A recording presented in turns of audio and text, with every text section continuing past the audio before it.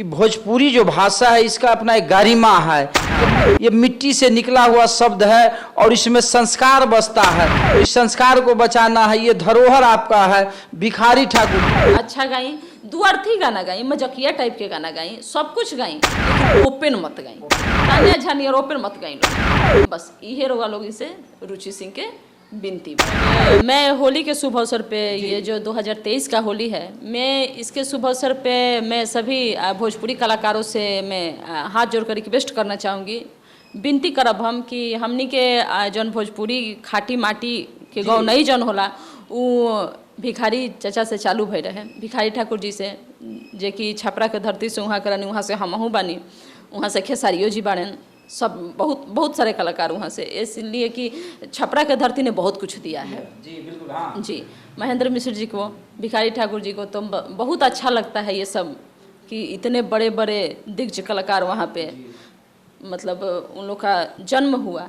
तो रही बात तो सभी आर्टिस्टों से, सभी कलाकारों से, खास करके गवैया से हम कहल चाहब कि आप सब भोजपुरी के बचाई, भिखारी ठाकुर जी के, महेंद्र मिश्र जी के गरिमा के बचाई रहुआ सब है। ऐसे कि गरिमा बचावल बहुत जरूरी बा, ठीक ना। अगर इज्जत बची तो बहुत कुछ हो सकता, आ इज्जतिए ना रही तो का हुई। भिखारी ठाकुर जी के एगो गाना हम सुनावल चाहे।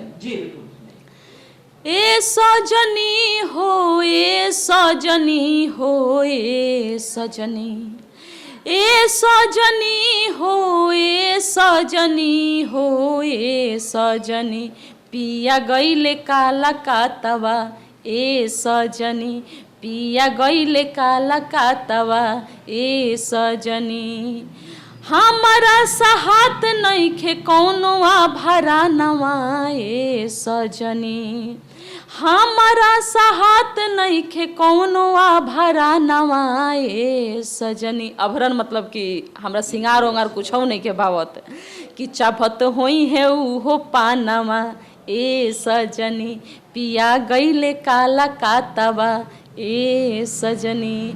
ऐसा ऐसा बहुत गाना हम गावे नहीं तो हमारा बड़ा अच्छा लगेला।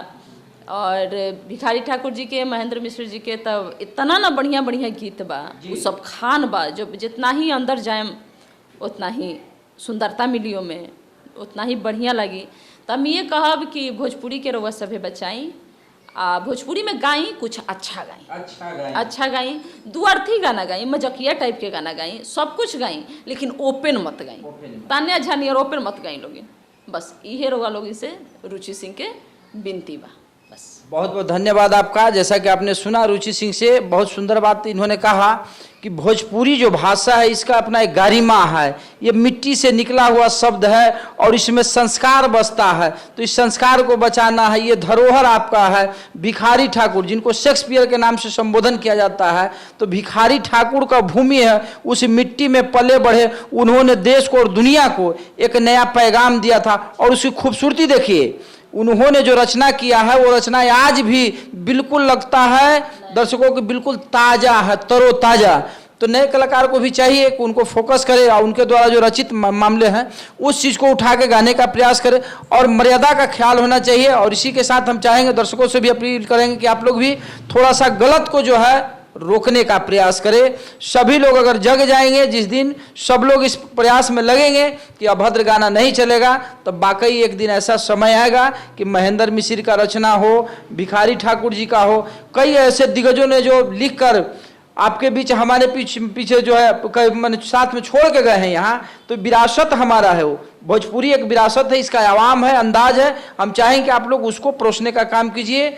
और अगले खबरों तक के लिए आप देखते रहे यूनियन लाइव। जय हिंद, जय भारत।